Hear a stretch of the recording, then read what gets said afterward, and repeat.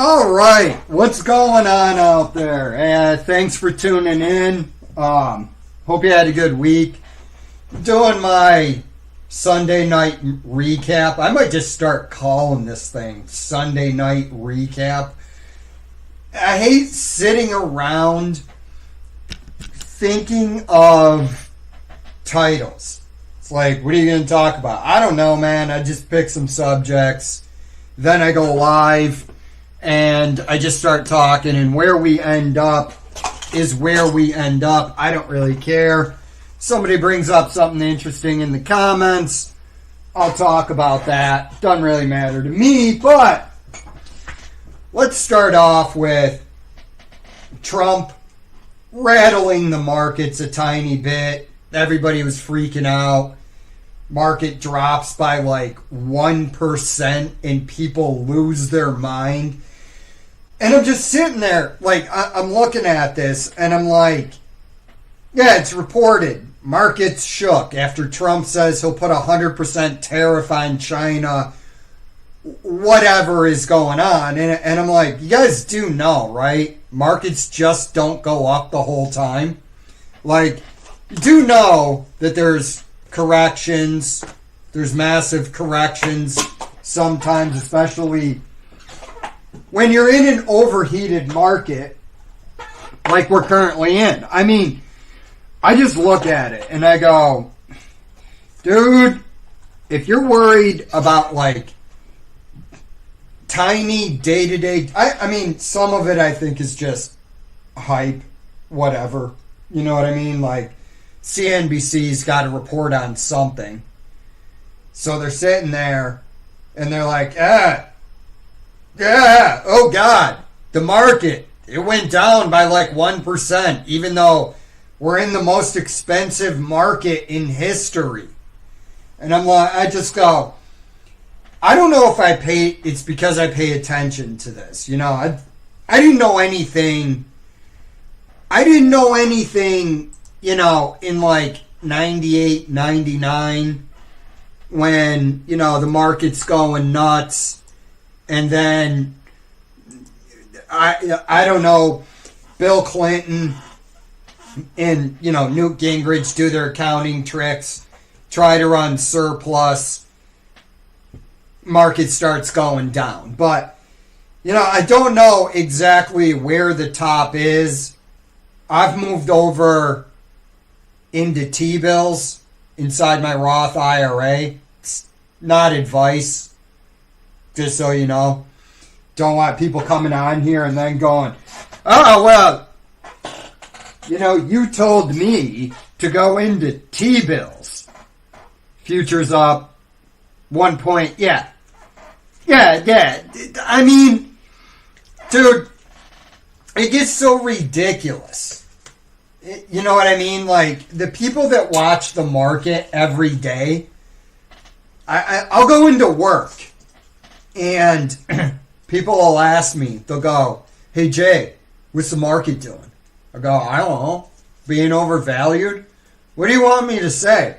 Like, I go on, I look at the financial news. Usually start off on Zero Hedge. Read some articles there. I head over to NBC or CNBC. I know that that's, you know, legacy media propaganda. Might check out Fox Business, and I might check out like CNN. But that's really all I do. You know, and the thing is you can tell you're in an irrational market. One of the ways you can tell you're in an irrational market is how much, for lack of a better term, let's use the term civilian, right? Civilians, they come into things, I don't know if that's the right term. Maybe novice, newbies. They got into the stock market in like 2020, you know, when they were printing all these tendies. And eventually, your average person just gets bored with the market, right? And good investing is watching paint dry. It really is. You know, you just do the same thing every month. And then over the course of 20, 30, 40 years, you know, the market does its magic. Really, what most of it is, most of your return is just an increase in the M2 money supply. Really, that's what most of your return actually is. And then your dividends. So, I mean, but I explain to people all the time, where I look at them when they're asking me, I'm like, why are you asking me? And I tell them, you know, market's massively overvalued. Don't worry about it. Dollar cost average. Just look at the market. Use your Buffett indicator. That's the easiest one to tell people to use because, you know, most lay people know who Warren Buffett is. So I just tell them, pay attention to your Buffett indicator. You can just look that up on Google. Go about your business. But it was hilarious to me to read some of the articles. And I know a lot of it is hyperbolic because headlines get attention. But it is what it is, man. Again, I go over this. Your Buffett indicator is, what's a current Buffett? Current indicator. You're at like 217. Now, before the correction, you were at like 220. It's the highest Buffett indicator you've ever seen. And yeah, man, we talked about.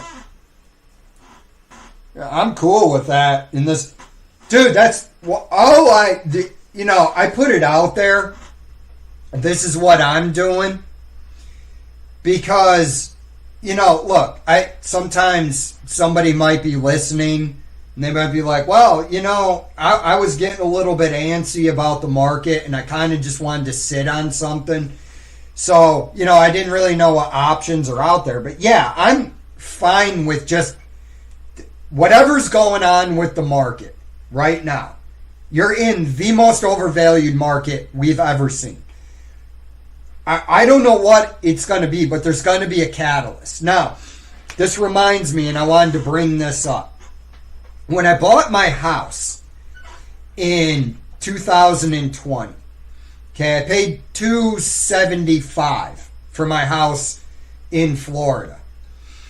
And by like 2022, I was getting offers, right? My house had appreciated in value to $410,000 in 2022. So 2 years, my house has gone up in value $140,000. I'm not kicking myself, but I was tempted at the time to sell that house, then go buy a trailer, live in the trailer, right? I could have picked up a trailer down here for 20 grand, even when everything was massively overvalued.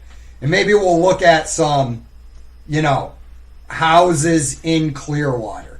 But I was thinking about selling it. I didn't do it. Kind of wish I did. Probably should have just sold it, bought a trailer, moved into the trailer, bought T-bills. Well, nah, not really. Thrown that money right into the market and sold out of it now. But I didn't do that, so it is what it is. I was thinking about doing that at the time, but yeah, but if we go on, the reason why I'm sitting there is like your average person a lot of times is they don't do, it's not that they're dumb. It's not that anybody's dumb. It's that a lot of people are just generally incurious. I run into this all the time where I'll just sit there and I'm talking to somebody and they've been into something for a long time, but it just doesn't seem like they learned anything.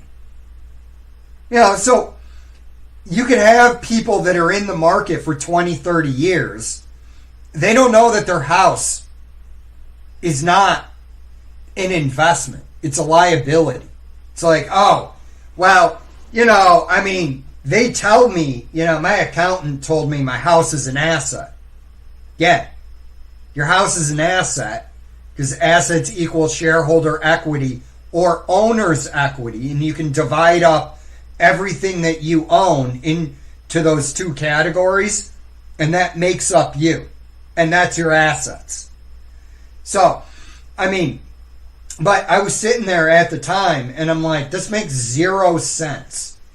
You're telling me my house went up by $70,000 in value per year. Same 2-bedroom, tiny house I live in. Made 0 sense. I don't know how more people weren't sitting there going, yeah, none of this makes sense. You know, you look at the returns over the past 5 years. It's everybody's a stock market expert, but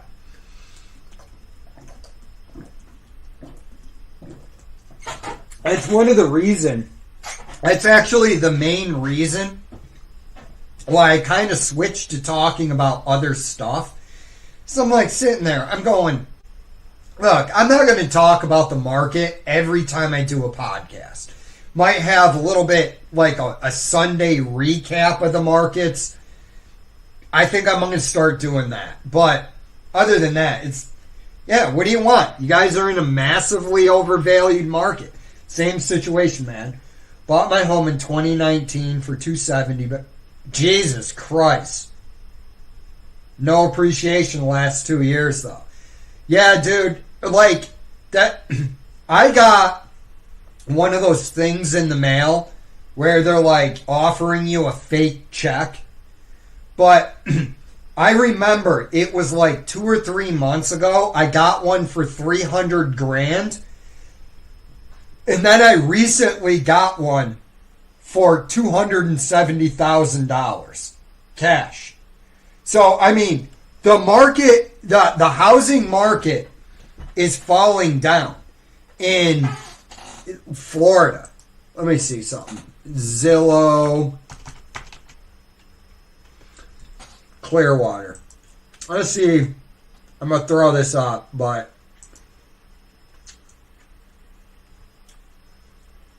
yeah, I'm going to throw this up on screen. But share screen. Share the entire screen. Oh, wow. All right.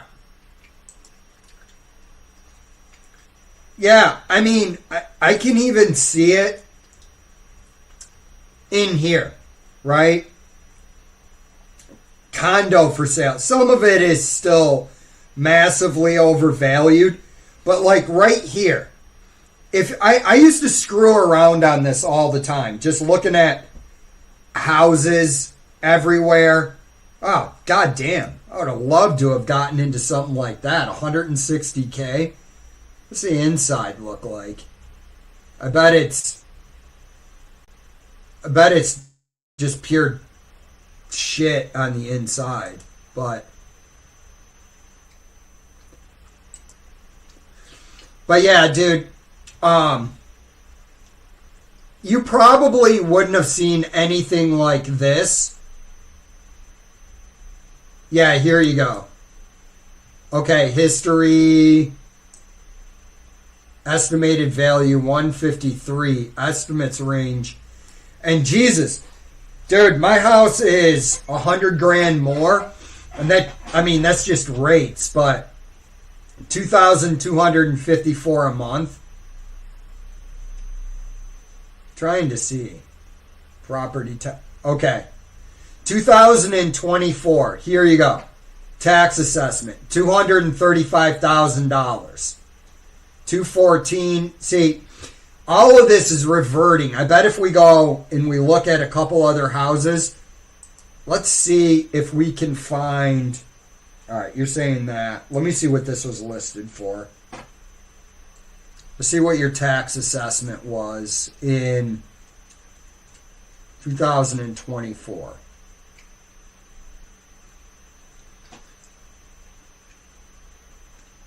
Yeah, look at that. Dude, look at that. You've lost almost $100,000 on this house in 6 months. And look at, here you go. Yep. Well, maybe not because it was down here, but yeah. 400 what's this house selling for? 469. See if we can see a housing drop. Now this one's holding its value. All I'm saying is when you get those little scammer things, those little fake checks, all I'm saying is, I got the most recent one. The most recent one I got was for $270,000. And, did it shock me? No, because I know what my house is worth. And it wasn't $410,000, but it's just one of those things that's out there that, the air is starting to deflate a little bit out of this bubble. You just need a major catalyst. And that's basically what it is. Anyways, that's all I wanted to talk about on that market recap. I needed to go back and talk about the media model breaking down, the 20th century media model breaking down in the 21st century, because it's recently come out that this woman running for governor of California is one of the most awful, unlikable human beings of all time. And I think I used this last week. I can't remember because I go stream of consciousness through don't be exit liquidity. I already moved over into T-bills in my IRA guild, so you're going to be pissed at me there.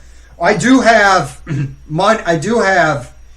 the Vanguard total U.S. stock market still in my brokerage account, so I'm going to leave that. I also have the Vanguard healthcare sector. I bought that 2011. I didn't know anything, but that's still sitting there. Oh, you're going bonds? All right. Yep, I was going to say, that's where I am. I'm in the 10-year treasury right now. Just waiting, collecting money. And to be perfectly honest with you, it doesn't matter to me how long I have to let it sit there. But when I was talking about... sorry, I got off the subject there. But when I was talking about the media model breaking down, Katie Porter just illustrates the problem that there is in politics today. And a lot of it, to be perfectly honest with you, is just your access to people. So I want to show some interviews from this woman to just show you how unexceptional these people that lord over us are. They expect us to follow their orders, do what they say. Oh, I'm governor and I've declared an emergency. over a disease with a 99.9% survival rate. And, they go out there and they act authoritarian, but you're just looking at these people and all you see is clowns. And that's because the exclusivity of the elitists has been destroyed by social media and access to them. So, let's watch this interview. And I want you to just see how awful this woman is. On carparts.com. Probably get my live stream taken down. I don't give a shit. That's my speed. Yeah, I should have done this not having you guys wait on What it. do you say to the 40% of California voters who you'll need in order to win, who voted for Trump? How would I need them in order to win? Well, unless you think you're going to get 60% of the vote. So you don't I think... feel like this is unnecessarily argumentative. What is your question? Well, to those voters. Okay, so you... I don't want to keep doing this. I'm going to call it. Thank you. You're not going to do the interview with us? Nope, not like this. I'm not. Not with 7 follow-ups to every single question you ask. A California gubernatorial hopeful snapped at a CBS News reporter. I don't know how that happened, but...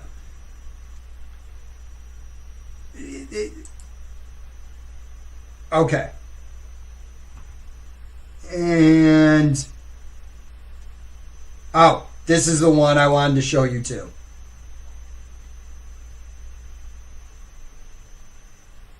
Great.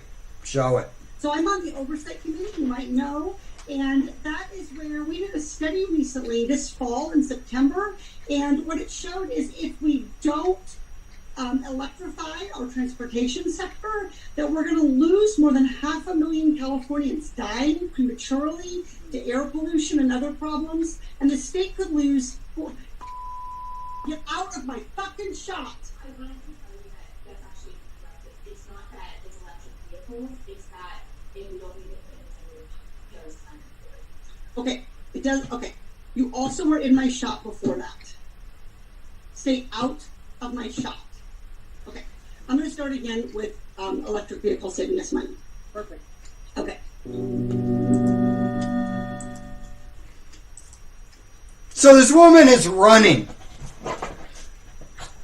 to be, lack of a better term here, the leader of California. Okay? I hate this term, elected leader. It's elected representative. Okay? There is, I have not seen, maybe I've seen a couple of politicians who I would follow. The thing I like to boil this down to is an emergency situation. And the one I like to use, because it's silly, is the zombie apocalypse, right? And I go, all right, take whatever politician that you want to call an elected leader. Pete Buttigieg, right? Whose dad translated Antonio Gramsci's writing, because Pete Buttigieg is a communist. You can tell he's a communist by the kind of feminine face that he has. Communism is, after all, a feminine ideology. Karl Marx was a guy who abhorred any form of physical activity. Okay, he didn't like showering either. But I like to boil it down to insert politician. It's a zombie apocalypse. We're in a crappy, low-budget movie. I want you to name the politician in this scenario. We're all scared. We're at the bar for whatever reason, probably because it's a zombie apocalypse and I'm going back to drinking. Before I get eaten by a zombie, I'm going back on the booze wagon, my friends. Getting hammered. I'm going to be behind the bar, just sucking down Miller Lights, probably pouring myself some scotch.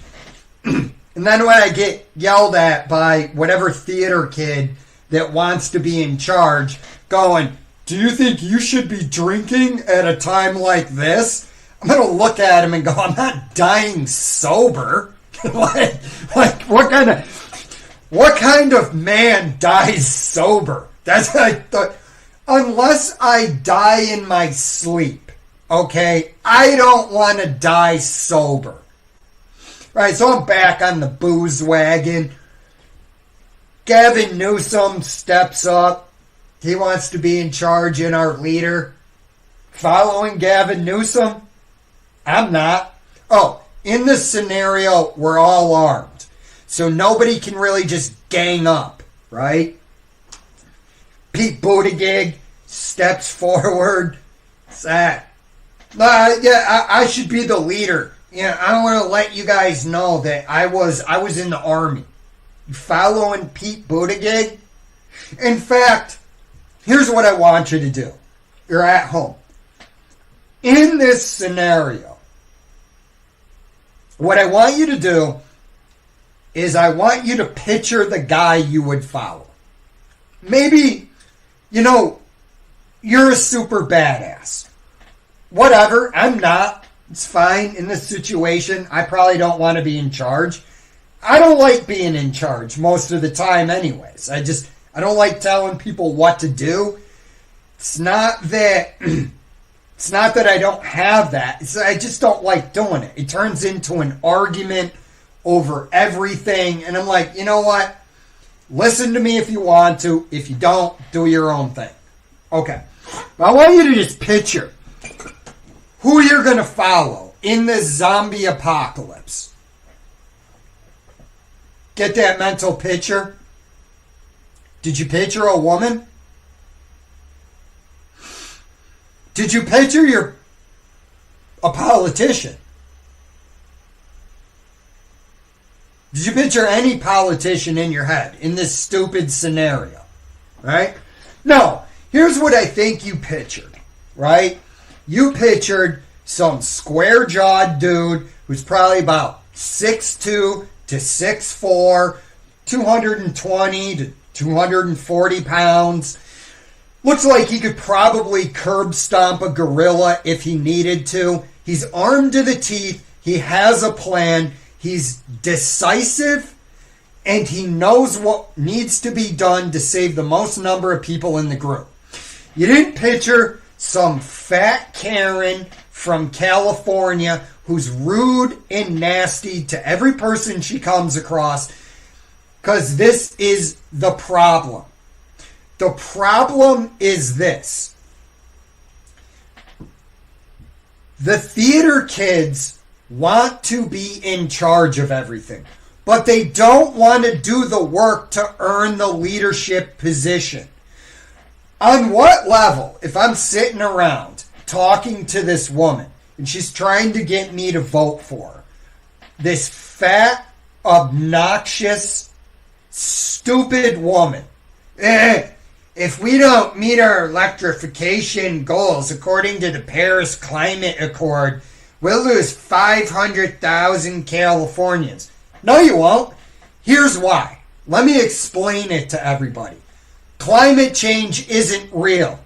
I know I piss people off with that. I'm sure human beings are having some sort of effect on the planet. But to sit here and go, well, you must be ignorant. All the temperature readings say we've increased temperature by 1.5 degrees. You take all your temperature readings at an airport inside of a city, which is an urban heat island. Okay? And even if climate change is happening, what do you want to do about it? We need net zero carbon. You can't get to net zero carbon because the ground is a carbon sink. Every time you go and you disturb the earth, carbon goes into the atmosphere. So what you are effectively saying to me, if we're going to get to net zero carbon, is nobody's going to eat food. Okay? Nobody's going to drive a vehicle. Nobody's going to have AC or electricity. That's what you have effectively told me. Well, no, I mean, we need to save the planet. The planet is going to be just fine, and it will be here far longer than we're here. In fact, I'm going to make a bet. I'm going to make a bet that long after human beings are all gone, sharks, exactly as they are today, crocodiles, alligators, whatever, they'll still be here, they'll still be fine, and they'll still be unchanged by evolution. Okay? But instead, you have these theater people that think that deference is owed to them. It's what destroys exclusivity. Politics, the people running the country, making our laws, as much as I hate the term lawmaker, like, why would you want somebody, reverse that for a minute. Oh, you need to respect me. You know why? Because I'm a lawmaker. Who, when they were kids on the playground, liked the kid that kept coming up to them and trying to tell them what to do? Who, like when you were a kid, what kids ran for class president? What kids wanted to, like, institute rules? Like, you're happily playing this game. It's like you and 3 or 4 of your buddies, you have loosely worked up the rules. This happened to me when I was a kid in school. Buddies are happy we're playing a game. New fucking kid wants to come in and play the game with us. Right? You guys all know this because it's happened to you. As soon as that kid gets in your game, he wants to change the rules and turn it into a different game. And you're sitting there, you and your buddies are sitting there going, no, that's not how you play the game. We already established the rules, we're having a fun time. And then what does this kid do? He goes running up to the teacher, tells them, hey, they won't let me play their game with them. Teacher comes up to you, because of course teaching was taken over by women. Comes in, they're like, hey, you gotta let little Johnny play your game. We're like, nah, we don't though. We don't want to play with Johnny. Nah, you gotta let Johnny play in the game. Little Johnny is the guy that goes and becomes a politician. The one that wanted to come into your game with your rules and then change those rules so most likely he could win every time. And it was like you had to let him in the group because you're getting yelled at. You're sitting there looking at the teacher. You're like 10 years old. Thank God you didn't say it, but you're looking at the teacher and you're going, fuck this kid. This kid's a loser. Nobody likes Johnny. Johnny smells like he crapped his pants 3 weeks ago and hasn't changed his underwear. Right? They's coming into our game telling us how to play our game, and we're just sitting there like, yo, fuck this kid. Nobody wants to play with him. How did we get stuck with little Johnny? Right? Johnny became a politician. Fat Katie Porter, in between shoveling just pounds of sugary shit down her fat gullet all day, thinks she should be called to come into office, write rules for you, and you should obey them. Why? Because she's a fat, nasty human. All humans that want power over other humans are nasty humans, right? None of them are smart. I don't think, I'm not a rocket scientist. I could just tell you that right now. I'm not the sharpest knife in the drawer. Not the dullest knife either. But what I can tell you is that I am way smarter than Fat Katie Porter. And she's what ruins the club. These theater kids, they don't want to earn it. Just, I'm going to walk out of here and I'm going to end this interview because you made a semi-difficult, you asked me a follow-up question, and the only thing I wanted you to do was, when I came in, I wanted you to smell my feet, and I wanted you to have a plate of cookies, and like the Ozempic doesn't work for everybody. I'm one of those rare phenotypes that I work out. I work out really hard, but I can't lose the weight. And it's like, first off, you're coming to me, Jay, I want to represent you in the government. Okay. You better be dressed well. You better look good. And what do I mean by that? You don't have to be an Abercrombie and Fitch model. Okay? But you shouldn't look like you get winded walking down to the mailbox to get the mail. And then come walking back in fat and sweaty in California, probably not washing under some of those fat rolls. Like, when you look at the appearance of this woman, why would you follow her or vote for her? I don't get it. I don't get it, people. This woman is probably... Who is this woman? Who is Katie Porter? Let's see if she's got a Wikipedia entry on. CIA... Katie Porter. Why would it... And, bro, when you look at this woman, right? Let's throw this up on the screen. Add to stage. Katie Porter. You cannot tell me that you can't just look at her and tell, she's a Democrat. I mean, you just look at this woman and you go, yeah, this woman thinks she should be in charge of shit. And if you don't give her her way, she's going to be so nasty. Can you imagine this woman at a moderately priced family restaurant? She gets the food brought to her. It's a little bit cold. You're like, hey, bro, I'm not complaining, so don't take my, rack of ribs in the back and beat one out into the sauce and put it on there. Hey, but could you do me a huge favor? Take this rack of ribs and just heat it up a little bit? Like, yeah, no problem. Hey, really appreciate it. I'm going to throw in a tip for the guys in the back for the reheat. Okay. This fat, gelatinous mound of incompetence would just lose her mind over the fact that her food is slightly cold. Like, I could just walk past this woman, no matter where she is, and be like, yeah, that's a progressive right there. Smug, entitled, not the brightest human. Like, I just imagine everything in her world is just nasty if you're not doing what Katie Porter wants you to do.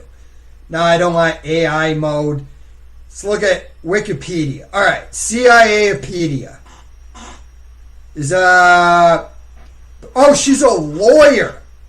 How did this fat moron... I used to think... Sorry, I used to think this. I used to think lawyers were really intelligent. Oh, she went to Harvard. She went to Yale and Harvard. That explains why she's fat and stupid. Right there. Yale and Harvard. I mean, I don't feel bad about attacking this woman. I don't feel bad about attacking her appearance. I know it makes me sound awful, but here's why. The way she treated her aide. Personally, if I was running for governor and one of my aides was in the background, I'd just leave it in. I would have thought it was funny. she'd been like, oh, sorry I ruined your shot. I'd be like, nah, we're going to leave it in. That's kind of funny. I was laughing about it. But just, this is the person destroying what, if the, I should say it like this. The people at the top wondering why the propaganda doesn't work anymore. It's because of things like this. I think it was either this week or last week. I might be repeating myself. If I'm repeating myself, tell me to shut the F up, but whatever. It was a video about the undeserving. Basically, the guy uses this example. He goes, when I was in high school, back in the 1980s, right? This guy went to school, I think he graduated somewhere around the aughts. But this guy was talking about it, and he said, back in like the 70s and 80s, all the girls wanted to be cheerleaders, okay? And the cheerleaders were the thin, attractive girls. Now, by the 90s, most of the girls that were attractive, to be honest with you, they all played sports. They played basketball and soccer and ran cross country. So, what happened was the unattractive girls took over cheerleading. And it ruined the exclusivity of cheerleading. This is the problem with all of these people talking about inclusivity. It's actually offensive. Inclusivity is offensive for this reason. Everywhere in the world, we are exclusive. You are exclusive with your friends. Are you friends with just whoever you meet? Or is there something more about your friends that you hang out with? There's probably something more. You guys have shared interests or a shared sense of humor, or you bonded over something. And this is the problem. You will begin to have these exclusive clubs. And everybody, I shouldn't say everybody, fake people, what they do is they try to hijack the exclusivity of the club. They try to use, you got to include everybody. But they want the mark of exclusivity. They want to be the cool ones. That's really what they're after. Katie Porter wants to be seen as a person of power. It's the only reason you go into politics anymore. Well, one of the main reasons. I'm sure there's some people out there that thought they could make a difference and then got into that shithole swamp up in Washington, D.C. and just realized how corrupt and nasty the entire environment is. But these are the people, they weaponize inclusivity. But what they're really after is exclusivity. Like, Jay, you're starting a club, right? Well, the problem is this. You've got to let certain people into your group. No, this is a group for people that climbed Mount Rainier. And if you haven't climbed Mount Rainier, because that's specifically what this club is about, is the people that have summited Mount Rainier or Denali or whatever you want to use. That's what the club is for. Well, I've done some hiking in the Adirondacks. That's great. Have you climbed Mount Rainier? Well, no, but you should still let me in the Mount Rainier climbing club. No. Right? And then they want to use government, weight of law. And then what happens is this. The people that were willing to do the hard work to get to the pinnacle of something, to get up there, to be in the club. How do I become a black belt in jiu-jitsu? Well, hard work and study. That's how you get to your black belt in jiu-jitsu. These people want to come in and within a month have their black belt because they want the prestige of the accomplishment without doing it. And then when you start pointing out problems with their worldview, ego, ad hominems, nastiness, that's the problem. The people that were generally viewed that ran the government up until probably 2000. I really do think George Bush played a massive role in destroying modern politics because it was George Bush that set up the stage for Barack Obama, which set up the stage for Donald Trump. And Donald Trump, whether you like it or not, is the end of modern politics. Nobody can follow him. Running as a Republican, Trump had no shot before Barack Obama. He probably could have won as a Democrat, to be honest with you. But, in my opinion. But, Trump is the end stage of this. You're not, I have a tough time believing you're ever going to see somebody like that again. But, again, not to get too much into it, we have seen from videos like this of these people trying to get in how unremarkable they are. And we all just kind of sit there and we go, during COVID, you all thought it.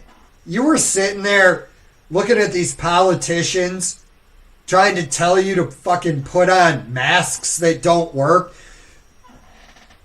If you stumble across this later and you're a leftoid, okay, surgical masks are to prevent spit from getting into wounds. They're not to prevent viruses. The mask doesn't seal to your face. The viruses are small enough to get through. It doesn't reduce any of the viral load. Nor does your stupid cloth mask that you made out of an old t-shirt or, you went to a Barack Obama, one of those Barack Obama jerk-off fests, and he threw his boxers to you in the crowd, and you decided to go make a face mask out of that because you're a progressive and what you want to do is huff Barack Obama or Hillary Clinton or whoever's farts for all of eternity. Those don't work. But we were all just sitting back going, who is this clown? Dr. Fauci? Fuck Dr. Fauci. This manlet is not going to tell me anything. This corrupt bureaucrat. Dr. Fauci never had a job that wasn't a bureaucrat job. And that leads me into this, if I can find it. Tony Blair, digital ID.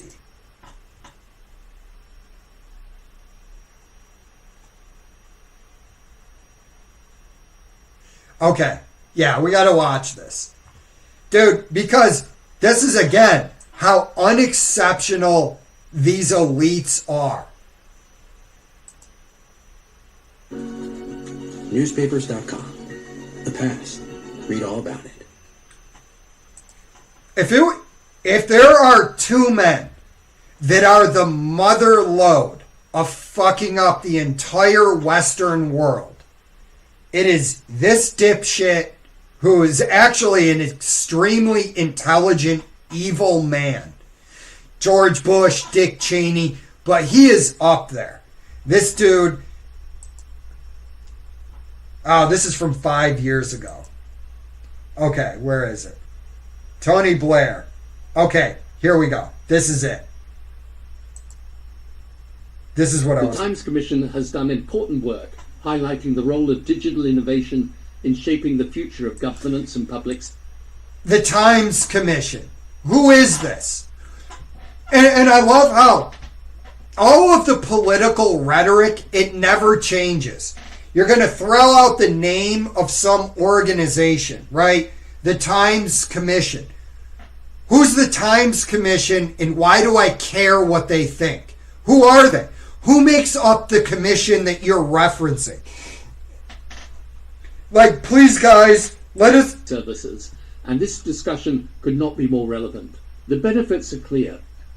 Digital ID will make our interactions with each other and with the state faster, cheaper, and more reliable. How?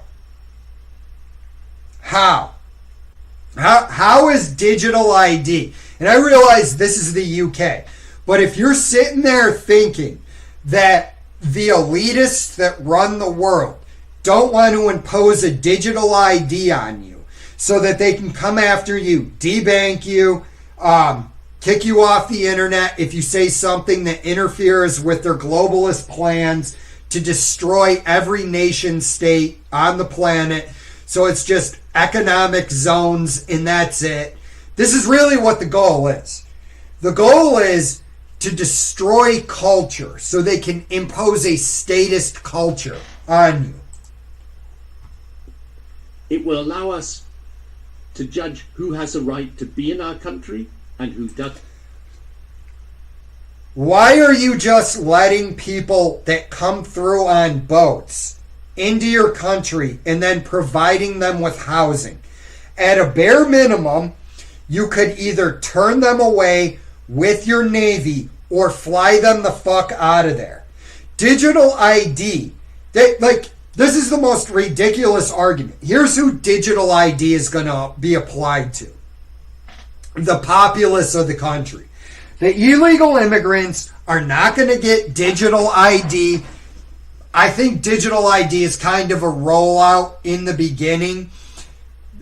Number one, to say, hey, stop noticing that we're importing foreign barbarians that want to completely change your culture.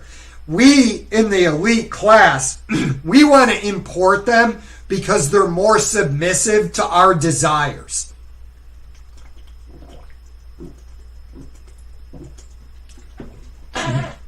But I'm not carrying my phone everywhere I go. Okay? Number one, I'm not putting a government app on my phone that can scan every interaction that I have. And I'm actually kind of careful about what I say in text messages and on the phone. But you're not putting a government app on my phone that gets access to my entire phone. You can fuck all the way off. And so solves one of the major challenges of immigration. Facial recognition can now spot suspects in real time.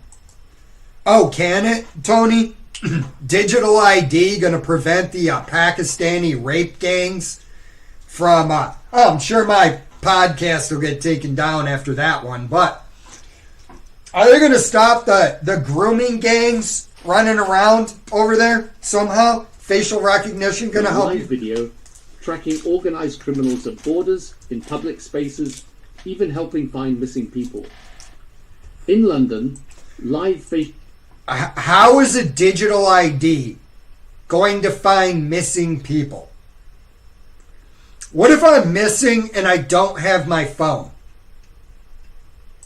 Facial recognition led to 360 arrests by the Met Police between January and October 2024, just in a pilot project. You've arrested 12,000 people for social media posts in your country. It boosts response times and helps identify suspects quickly in busy places like train stations and events. Live video from... Oh, I'm sorry. Why don't the cops just do their job? The cops, instead of arresting grandmas for memes, should probably just go find these criminals. I don't have sympathy. I support the police in general, but I don't have sympathy to where if the police are like, hey, it would make our job a whole lot easier if you would just give up certain constitutional rights. I'm going to look at you with that offer and I'm going to go, yeah, man, I'm not giving up any rights. Well, it would make our job easier. Well, if you wanted an easy job, perhaps you shouldn't have become a police officer. That's all I'm going to say to you on that. Body cams and CCTVs can be used to provide real-time advice to officers from a command center or deploy resources to where they're most needed. What does that have to do with the digital AI ID? will go even further, spotting crime patterns, guiding patrols, and streamlining decisions. Police forces are also ditching outdated systems for cloud-based platforms, giving officers real-time access. Comments are to turned data off. and to smarter tools. This means they can get fingerprint matches from a crime scene in minutes, not days, simply by taking a photo with their smartphone. So we cannot continue with business as usual. And change. Who said? You haven't even made a good argument for why anybody should give up their privacy for this intrusive digital ID. And it's like, this guy is well trained with the way he uses his words. And again, I shouldn't call him a dipshit, because he's not. He's a very intelligent man.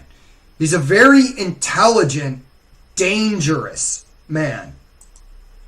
Change is inevitable. This is where technology, like digital ID, becomes critical. My institute's own analysis shows that your institute's own analysis approves of something you've spent the past 30 years trying to get. That's not surprising. How did you do the studies? What was your criteria? What was the data you used? Just 3 simple questions. Introducing this in the UK would save at least $2 billion a year, and likely more, by reducing losses to fraud, improving tax collection, and better targeting of states. Why would I want to improve tax collection? This is the most bizarre thing that people... This is an incredibly bizarre thing that people say. Oh, it'll improve tax collection. Because here's what's going to happen. We're going to have an itemized list of everything that you've bought, all the money you've made, so we can steal it from you. And then what we're going to do is we're going to spend the tax money that we take from you tax donkeys on our client class of imported barbarians. Forward. We know this because around the world, countries like Estonia, Singapore, even India, have successfully implemented digital ID systems, cutting red tape and improving efficiency. Again, what they did in India, I don't know what they did in India or Estonia or whatever country, and I don't know if their digital ID is the same thing you're promoting, Tony. These nations aren't just adopting new technology. They are reimagining how the state itself works. Of course, concerns about privacy and security are valid, but these systems, done in the right way, actually give individuals more control over their own data. How does giving all my data to the government so it'll be... With robust safeguards and transparency, we can ensure that digital ID enhances rather than threatens personal privacy. The key is building trust and designing, with thought and intention, systems that are secure, fair, inclusive, and effective. There's the word, inclusive. Again, a word destroyed by the left. But here's another question for Mr. Blair. You lied about weapons of mass destruction in Iraq. You knew they didn't have them. COVID.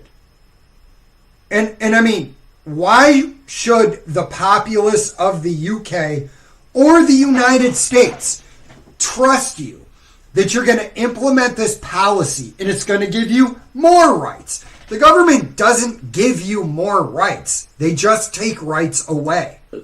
At combating crime and making us all safer. The alternative, managing an ineffective status quo, will let down the public.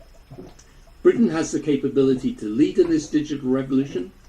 We have world-class universities, leading AI research, and a thriving tech sector. If we can seize this opportunity, we can build a government that is smarter. yeah, I'm going to do the comments now. But that was my main run-up, right? Tony Blair, intelligent guy, doesn't strike me as anything special when I'm listening to him talk there. Like, yeah, bro, let me give you all my information so you guys can track me. Why? Because the average American commits 2 to 3 felonies a day. Okay? So if you're constantly tracking my phone, at a certain point, when I say something you don't like, what you're going to do is come and arrest me.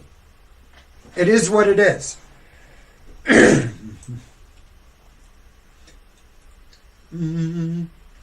Doing the comments. Think I already did you. Stepsis, my epsis. Sup, Patriots? Alright, we're going to go down here. Treasuries. Won't leave those till the market crash. At least 10%. Not selling the 180K I have in VU. QQQ. Yeah, bro. I mean, it just depends on where those are. Like, I have about 60K just sitting in my brokerage account in between a couple of stocks and VTI basically and the Vanguard healthcare sector. I'm not going to sell those because it's going to get into the taxable event territory. Give me a second. Voice started going. I mean, yeah, that's where I am. I'm not worried about whatever small gains the market ekes out at this point. Because, I mean, if you're in treasuries and you're worried about that, you can always just restart dollar cost averaging after you lock in some of those gains.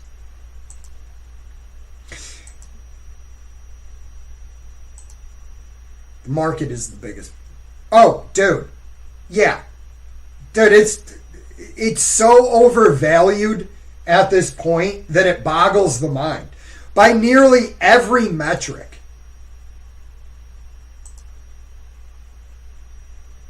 Yep. They summoned me yet again. Never answered my question. Alright, I'm not going to do the arguments. I wouldn't be surprised if it goes higher by the first, though. Yeah, no, I actually think, I think it's going to be, I think it's going to dip and then for a little bit, and then it's going to rally, and it's going to get even more overvalued to the point of being ridiculous, and that's when you're going to see a massive crash. I don't know if that's going to happen, but I have a sneaking suspicion that there's so much leverage and so much retail in the market that Paul Tudor Jones might be right. Jesus, started losing my voice. Who knows? Yeah, no one knows. Crypto, to be specific, you said you felt market ran up months ago. Well, dude, I mean, when you just look at the price to book, it's the highest that it's ever been. So, I mean, if you look at price to sales, price to book, we're not quite there on the Shiller PE ratio or the Buffett indicator. These are all the highest readings we've ever gotten. I also point out you only have about 22.1 trillion in M2 money supply. I mean, I guess, but I don't know. This looks like the biggest bubble ever to me. It's a trap. It could be. By the way, Nagi, Portland leftists held a nude die-in in the middle of the street to protest ICE today before a naked bike ride. These people are not well. No, dude. See, a lot of these people would have been in asylums. They would have been committed. A lot of Antifa would have been committed, if we go back 40, 50 years. But we got rid of it. And I mean, just look at, I'm not saying every single Antifa dude or Portland leftist is mentally ill. But what I'm saying is there's a lot of mental illness inside that community. And I mean, you can just see it. Some of them, they're LARPing revolutionary, which is fine, but there are quite a few mentally ill. I've heard Portland is like a beautiful city, and it just sucks to watch these people go in there and just destroy it. I mean, they're destroying people's lives, taking property values. Not that I really think people should count on that, but maybe. I don't know. We'll see what happens. I think the whole world is in a bubble, to be honest with you. And I don't think we really paid for COVID.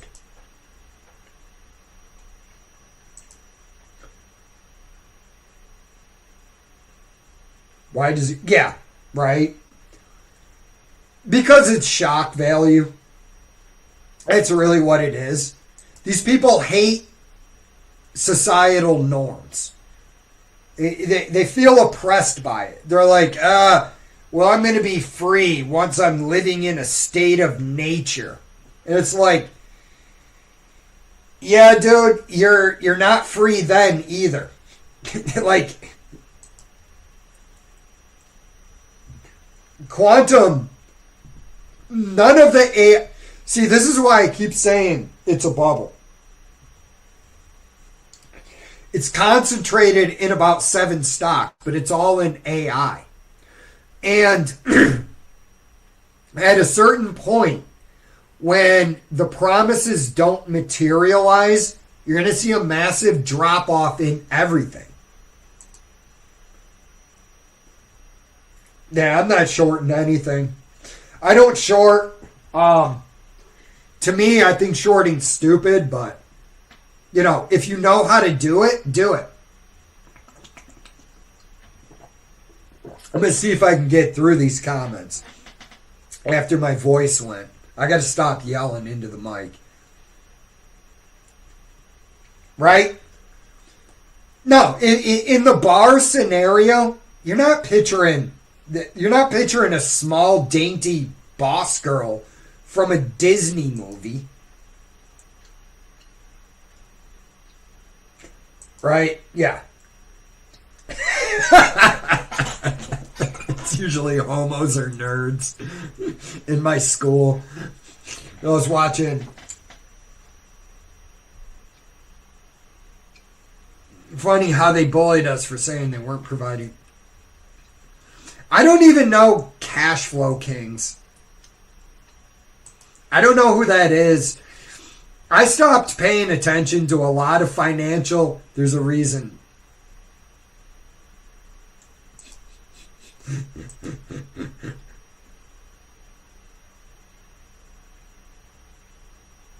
Yeah, I don't know. I watch Chris's channel. I'm not going to say anything about anybody else's channel because I get like a whopping 100 views on a video, which I think is actually pretty funny. Because I think a lot of YouTube is just stupid anyways. Yep. The little Johnny on the playground. Yeah.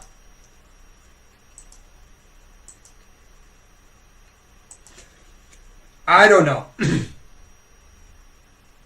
It's good to go. Well, yeah, I mean, I don't know. It is what it is. I don't think I've ever blocked anybody on my channel. The only thing that would get somebody blocked on my channel is if they were saying stuff too over the top in the comments, even though I would probably ignore it.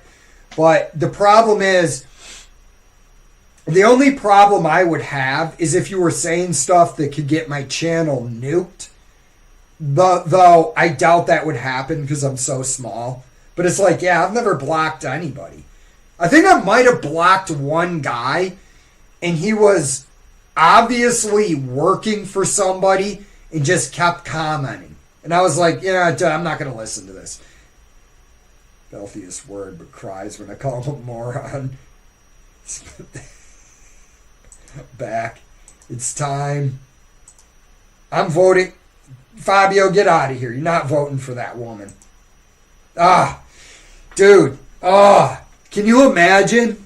Can you imagine how bad she smells? Like, she just looks like she sweats Crisco and lard.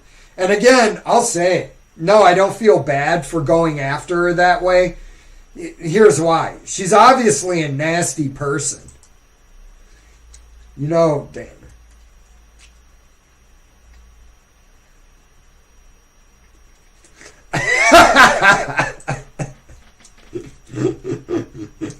Just saying, yeah, that's it.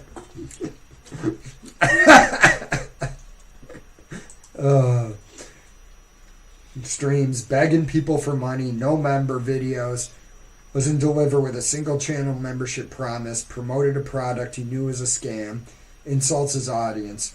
Chris thinking. Yeah, dude, if you're going to do member stuff, you got to put out videos. You know what I mean? Like, you can't promise people stuff and not deliver.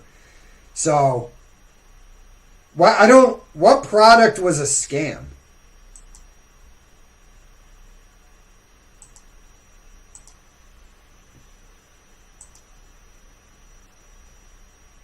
Yeah. Yeah, talking about strong man, strong dong man. You weren't attracted to big hoop deer and smokers. No, not really. That really didn't do it for me. Packadorals.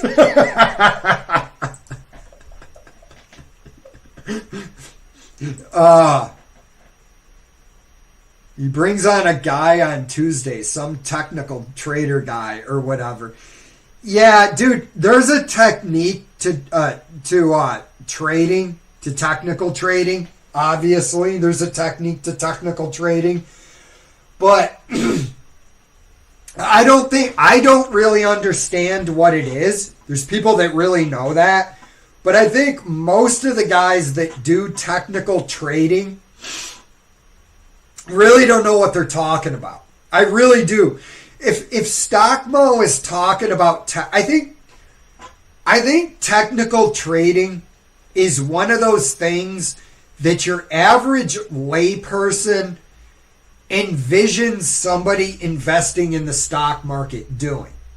Right? If you just ask your average person, and you come up with an image of a guy that is trading stocks.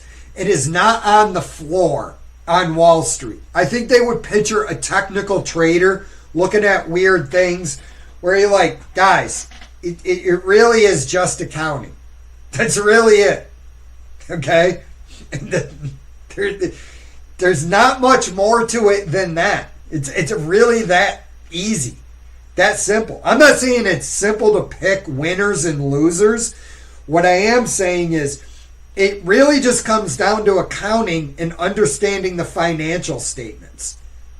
You know, your financial ratios are just an extension of accounting.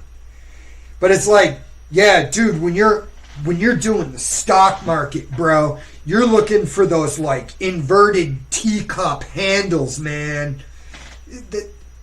Again, I'm not going to sit here and say technical trading doesn't work. It's just another tool in your arsenal. So it's like, okay, does this company have solid fundamentals? You know, I could sit on it if something goes sideways. All right, well, let's add the technical trading in too.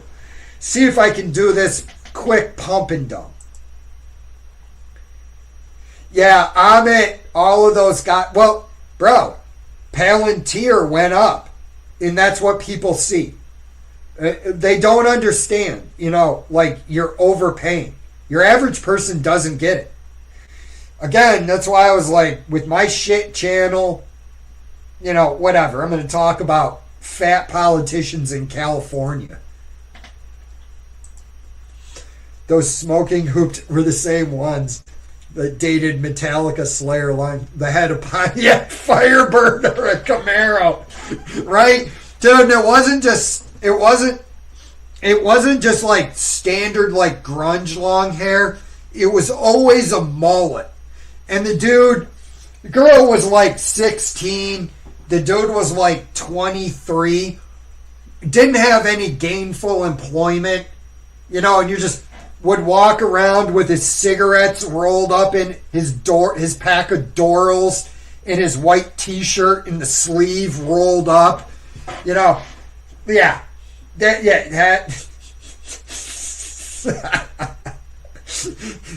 Yep, the late 80s, early 90s.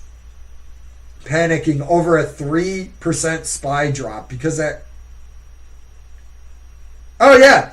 Dude, so many people have already been wiped out by these YouTubers. Like everybody in Jeremy's financial fortress. And it's like, dude, even like, how can you fall for this guy? How can you fall for this guy's shtick? Oh, it's financial fortress. Hey, where did you get all your great gains, Steve? Oh, I started watching a gas station manager on YouTube who was buying Planet 13, Honest My Bonest, and whatever, tattooed truckers, unwashed, sweaty, syphilitic, tuberculosis taint. It is what it is, man. I don't worry about any of that anymore. You know what I mean? I'm just like, you know what? People are going to have to learn. You need a massive crash to teach people. Yikes, that's bad. Clown has blocked me now, too. Gil, that cracked me up, dude. I'm banned from every channel on YouTube. You see the Chinese Graham Stephan? Better. No, I haven't seen him. I probably like him too, man. I like anybody that gives good advice, right? It doesn't matter to me. If they're just like, look, you know, stocks are a fun thing. I know all you guys are out there. You're looking for the great gains, but you want to be mostly in index funds. Pick up a few stocks here and there that you think are going to be winners in the long term. Just leave them in your portfolio. You know, pay attention. If anybody giving that kind of advice, I'm going to get behind. I would like it if somebody got really big on YouTube offering solid advice. Dave Ramsey, strongman shits on him. Again, he's not the worst thing I've ever seen. Okay? You might not agree with everything that he says, but at least he's telling people things like, you know, avoid individual stocks if you can't read the financial statements. That one.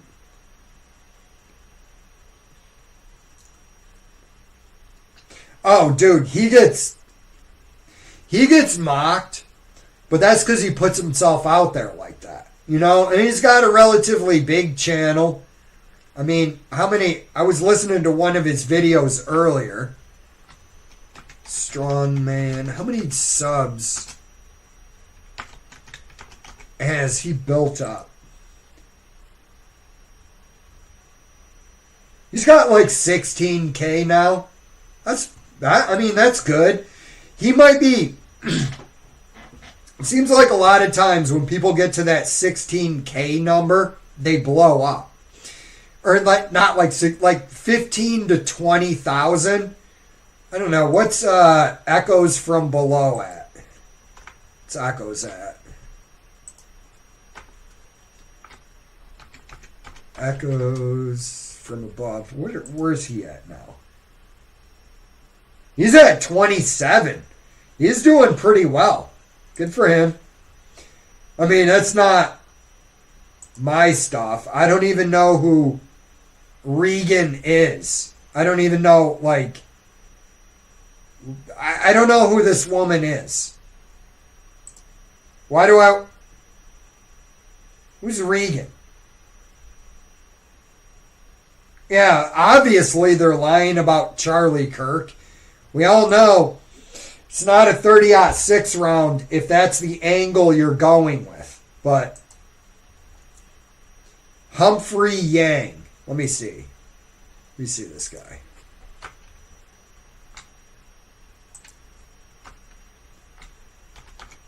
Humphrey Yang.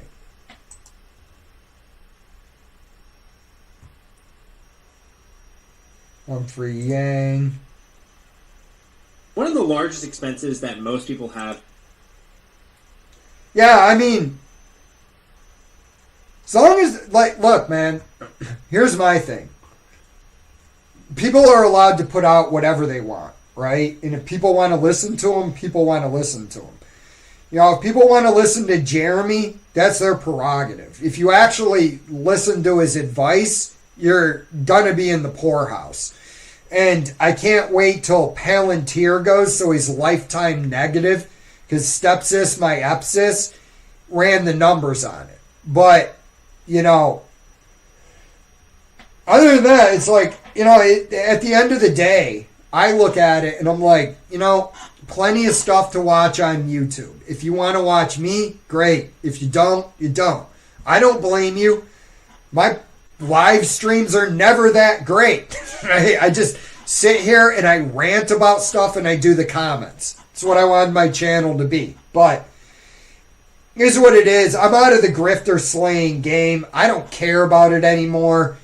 You know, nothing's going to happen. People are still going to watch Stockmo or Jeremy. Yeah. Well, Chris doesn't actually care. Chris doesn't care what people think of him, which I think is awesome. Dan defames me. Yeah, I mean, it is what it is. It's just drama.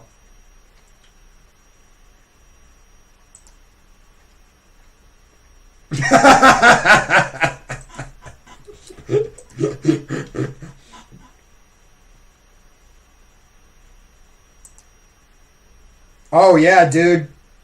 Dude, Japan, it's like if there was one spot where I would say, you know, people got to stay them, it's Japan.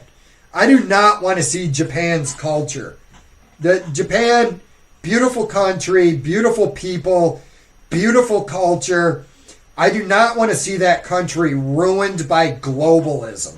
Hey, let's import people with non-compatible beliefs and let them shit on the side of the road. And well, you know, whatever. You gotta be inclusive, bro. Like, we don't have a lot of stuff where we are. You gotta share with us. Fuck you. Go build your own country. Yep, beautiful women. They'll punish. Yep, that's exactly what they do. Yeah. I've heard that George Lucas didn't actually I've heard George Lucas didn't actually write it. I forget where I heard that. All the phones and let the public have.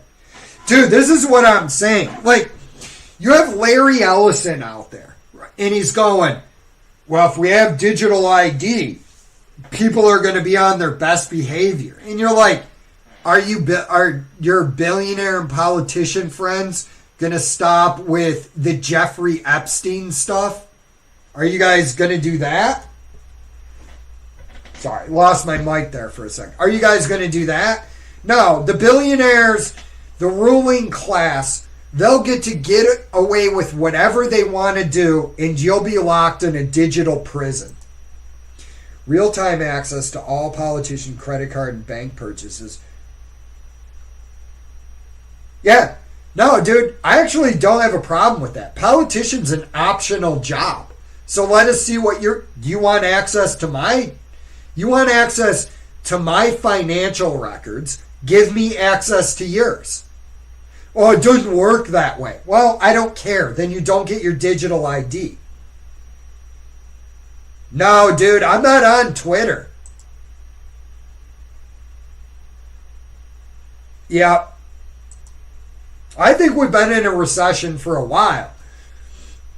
You know, I know what the definitions, 2 consecutive quarters of GDP contraction or recession, but I think a lot of that was masked by all the excess money and the continued spending as if it's COVID. Because now we're at the point where, you know, like the money never goes down. So I think that was masking a lot of it. Yeah. Chris had a company called Spring. The products appeared below. And sent him the receipt as proof. After 2 months, I never got it. I told.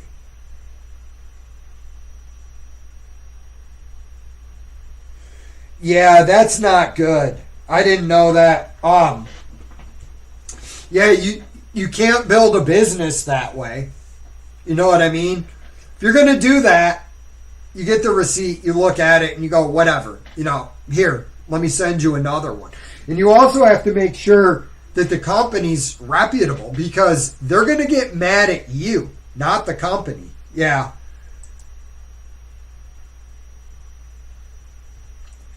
Yeah, dude, all the guys saying this is gold's breakout moment, I don't think we're there yet.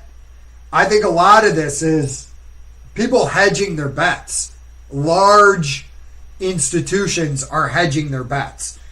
And, you know, it's a bubble.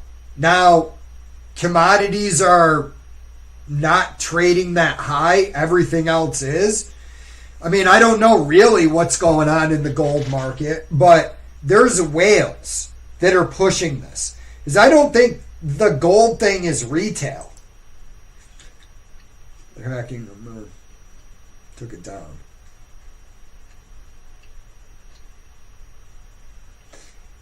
Yeah, that's not good. No, you can't do that.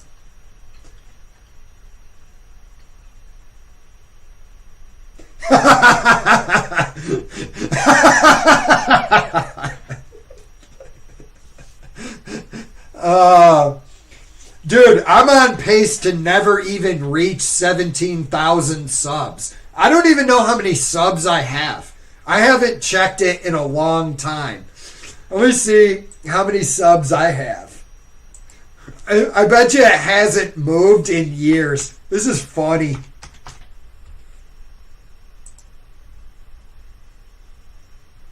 How many? I've got the exact same amount of subs. I've had the exact same amount of subs for like a couple years now. This is actually hilarious. I have 1,100 and I guess that's 50 subs. That's funny, dude. I'm like, I don't know, man. It is what it is. The internet's not going to accept everybody. But I do think it's funny to just come on here. Hey, Gil, have a good night, bro.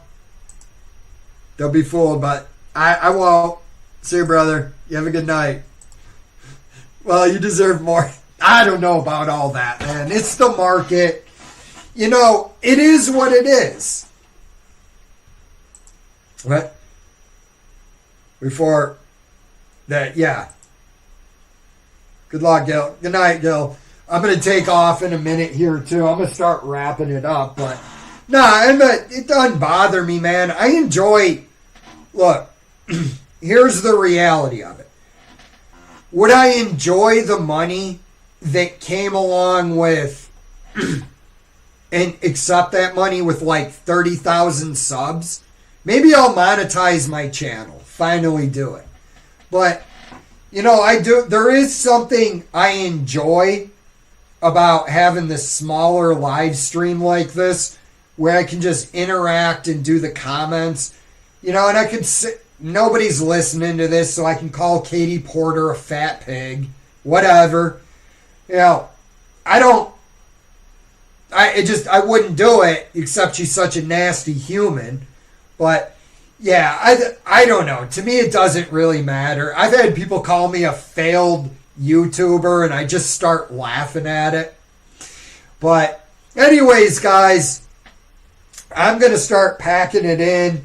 And I just want to say, maybe a live stream tomorrow. I don't know. I don't know whether I'm going to work tomorrow or not. But I just want to say thank you guys for tuning in. Hope I made you guys laugh a little bit and pass the time. Really appreciate every view that I get. And I hope you guys have a great week. If I don't do a live stream tomorrow, I don't know. I'm not sure whether I'm going to work, so I don't know. But it is what it is. So I just want to say thanks for the view, guys. Much love to you, and you guys have a great week if I don't talk to you tomorrow. And I'm out.